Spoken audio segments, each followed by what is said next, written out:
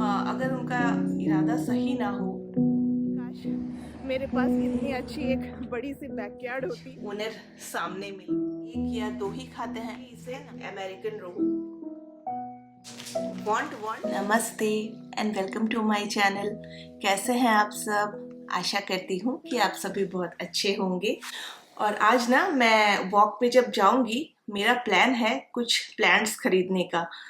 2 दिनों पहले हम जब वॉक करने गए थे, एक जगह पर हमने नोटिस किया कि किसी के घर में वो पूरा प्लांट्स होती है ना, उन्होंने टेबल पर सजा दिया है और प्राइस रखा है $5 ईच।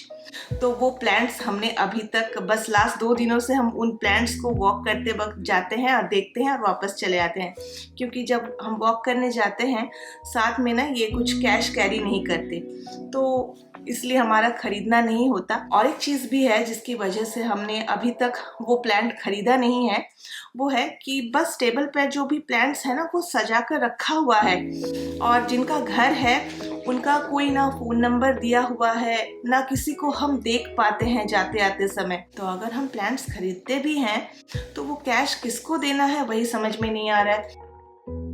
तो ये कह रहे हैं कि उनके घर के बाहर एक लेटर बॉक्स है, आप प्लांट्स जो लेना है वो ले लो और लेटर बॉक्स में जो कैश है वो ड्रॉप कर दो। तभी मैंने उनसे पूछा, देखो लेटर बॉक्स में हम ड्रॉप कर देंगे वो कैश, लेकिन उन्हें कैसे पता चलेगी कि कैश हमने ड्रॉप किया है? तो वो बोल रहे हैं जब बाहर आएंगे वो देखेंगे कैश ड्रॉप किया हुआ है, और वो कैश ड्रॉप करके प्लांट्स भी साथ में ले गए हैं। तो और एक चीज़ जो मुझे खटक रही थी, तो मैंने इनसे पूछा कि देखो अ, ऐसे तो काफ़ी सारे लोग होंगे जो कि अगर उनका इरादा सही ना हो तो वो प्लांट्स लेकर चले जाएंगे और कैश भी ड्रॉप नहीं करेंगे, तो फिर क्या होगा वैसे सिचुएशन में? तो इन्होंने कहा, देखो बहुत कुछ है जो कि यहाँ पर ना ट्रस्ट के ऊपर चलती है। इतना ट्रस्ट तो सभी करते ही हैं सभी के ऊपर।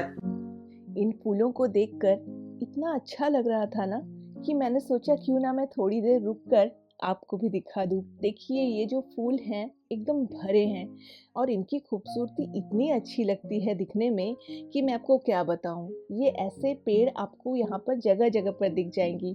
किसी पर तो पिंक कलर की फूल लगी होती हैं तो किसी पर इस तरह के वाइट कलर के फूल। आज काफी बढ़िया वेदर है, ठंड है पर मुझे ऐसी वेदर पसंद है। आज चलिए मैं आपको बताती हूँ थोड़ा सा यहाँ के ट्रैफिक रूल्स के बारे में। ये जो आप 2 बटन देख रहे हैं ना, ये है पेडेस्ट्रियन रोड क्रॉसिंग बटन। जितनी बार आप रास्ता क्रॉस करेंगे उतनी बार ही आपको ये बटन प्रेस करनी होती है। जिस डायरेक्शन पे आप रोड क्रॉस करना चाहते हैं उसी साइड की बटन को आपको प्रेस करना होता है, और फिर आपको वेट करना होगा तब तक जब तक कि वो सामने वाली जो आपको सिग्नल दिख रही है ना, मेरे बिल्कुल सामने, वहाँ पर एक हाथ जैसी बनाई हुई है। उस हाथ का मतलब है कि अभी आपको स्टॉप रहना है। और जैसे ही वो हाथ वाली सिग्नल एक चलते हुए इंसान के सिग्नल में कन्वर्ट हो जाती है, तभी आप ये रास्ता क्रॉस कर सकते हैं। देखिए वो बदल गई ना। चलिए अभी इसको क्रॉस करते हैं, और इसको क्रॉस करने के लिए आपको 30 सेकेंड्स का टाइम मिलता है। इसी के बीच में आपको ये रास्ता क्रॉस करना होता है, और यहाँ के रूल्स के मुताबिक आसपास की जितनी भी ट्रैफिक है वो सभी रुकी रहेंगी जब तक कि आप सेफली रास्ता क्रॉस ना कर लें।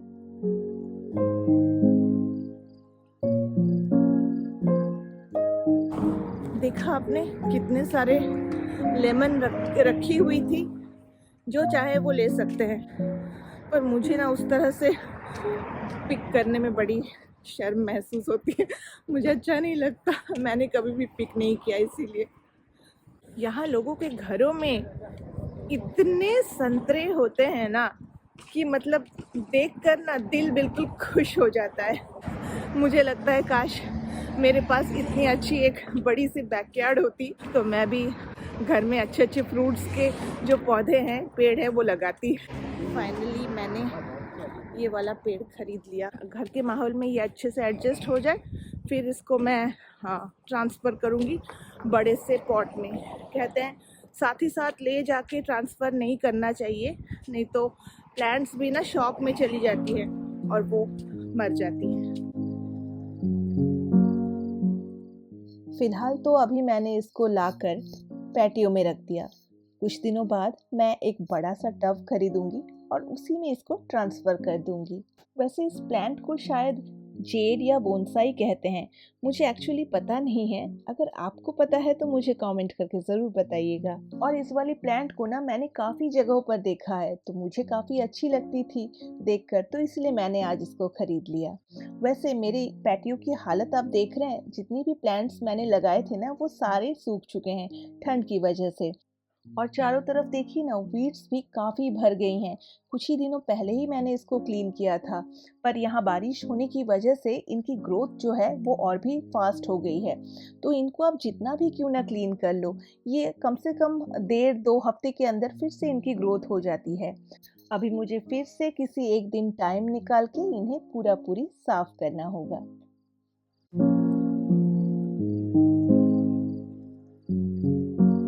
सबसे अच्छी बात क्या हुई बोलिए तो, आज ओनर सामने मिल गए। क्योंकि मैं नहीं चाहती थी कि मैं लेटर बॉक्स में जस्ट कैश ड्रॉप करके चली आऊँ।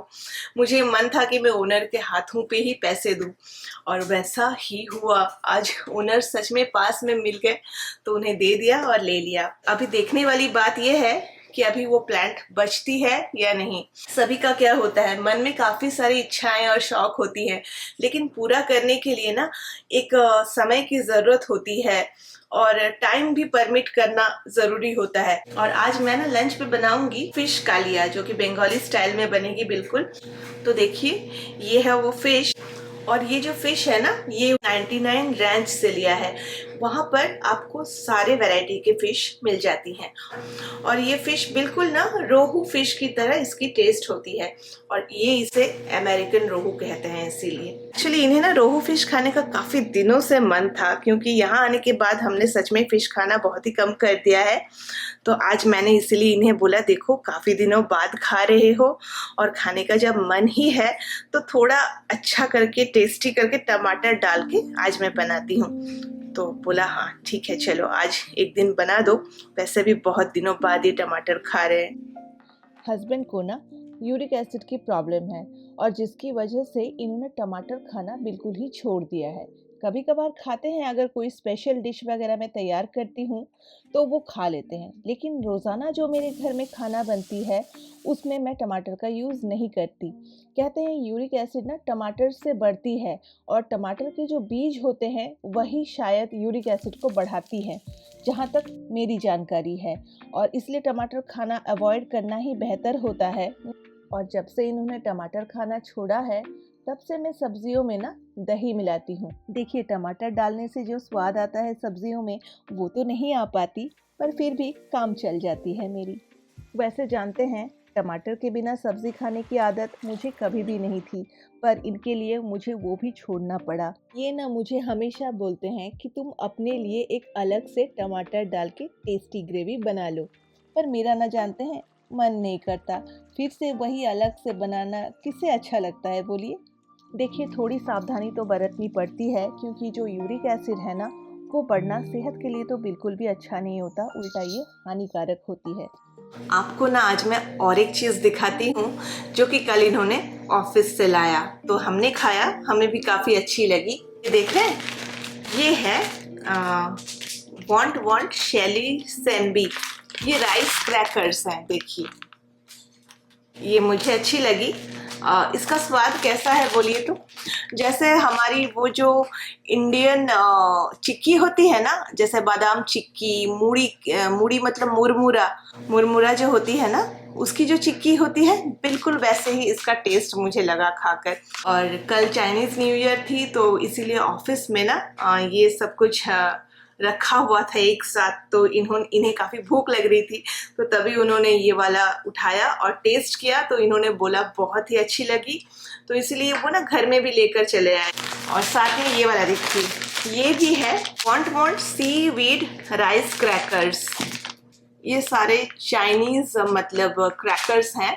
हमारी इंडियन क्रैकर्स जिस तरह से होती हैं, बिल्कुल ये चाइनीज क्रैकर्स हैं। इसका जो टेस्ट है मुझे थोड़ा सा ना सॉस की तरह लगा। मैं याद नहीं कर पा रही हूँ एक्चुअली कौन से सॉस मैंने ऐसे खाई है, उसी की तरह शायद मुझे इसका फ्लेवर लगा। बच्चों को ये काफ़ी अच्छा लगा खाकर। तो आध्या आज बोल रही थी मम्मा ये ना आज आप टिफिन में मुझे थोड़ा सा दे देना, मैं स्नैक्स टाइम में इसको खाऊंगी, लेकिन मैं ना भूल गई देना। इनको सबसे ज़्यादा टेंशन होती है कि हम कहीं अगर घूमने जाएंगे, हम तो इंडियन फूड छोड़ के और कुछ भी नहीं खाते, वही तो सबसे बड़ी मुश्किल है। पर चाइनीज़ आइटम्स कुछ ऐसी हैं जो कि मुझे काफ़ी पसंद है, बच्चों को भी काफ़ी पसंद है, वो हम खा लेते हैं। तो ये सुनकर इन्होंने कहा कि अगर हम फ्यूचर में कभी चाइना या जापान घूमने गए तो शायद मैं उम्मीद करता हूँ कि खाने में तुम लोगों को कोई प्रॉब्लम नहीं होगी। हम सोच रहे थे कि एक बार चाइना या तो फिर जापान घूम कर आए, तो और वहाँ पर इंडियन फूड के ऑप्शंस बहुत ही कम होंगे, ना के बराबर, या होंगे ही नहीं, क्या पता। अभी ये इंडियन फूड छोड़ के दूसरा कुछ ट्राई करना पसंद करते हैं। यहाँ तक कि ये जहाँ भी जिस कंट्री में इन्होंने घूमा है ना, डिफरेंट डिफरेंट फूड्स इन्होंने ट्राई किया है, पर मैं नहीं खा पाती और बच्चे भी नहीं खा पाते। तो अगर हम इस तरह की चीज़ों को खा सकते हैं तो शायद हम थोड़ा बहुत मैनेज कर सकते हैं वहाँ जाकर, है ना, चाइना जापान अगर घूमने गए। और चाइना जापान में नूडल्स वगैरह तो शायद बहुत ही इजीली मिल जाएंगी। सबसे अच्छी चीज़ इन क्रैकर्स की मुझे क्या लगी बोलिए तो इनकी जो पैकिंग है। नॉर्मली आप जब भी इस तरह के पैकेट्स लाते हैं, आप एक बार काट देते हैं तो अंदर की जो चीज़ें हैं उनमें ना एयर अंदर चले जाने का एक रिस्क रहता है, तो हम हमेशा रबर बैंड लगा के उसको सील करके रखना पसंद करते हैं, है ना, जिससे कि वो नरम ना हो जाए। तो इसकी अच्छी बात क्या है, देखिए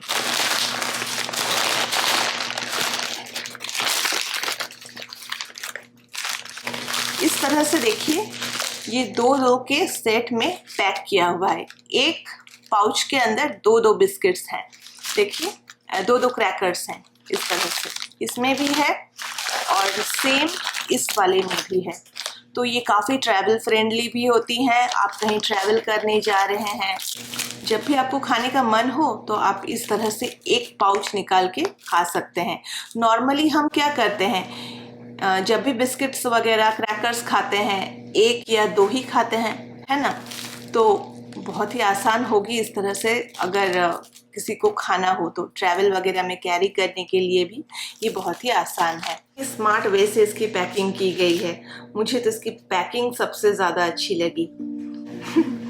तो चलिए आज के ब्लॉग को भी मैं यहीं ख़त्म करती हूँ। आशा करती हूँ आपको अच्छा लगा होगा। तो फिर मिलते हैं फिर किसी और दिन किसी और नए ब्लॉग के साथ। तब तक के लिए टेक केयर एंड बाय।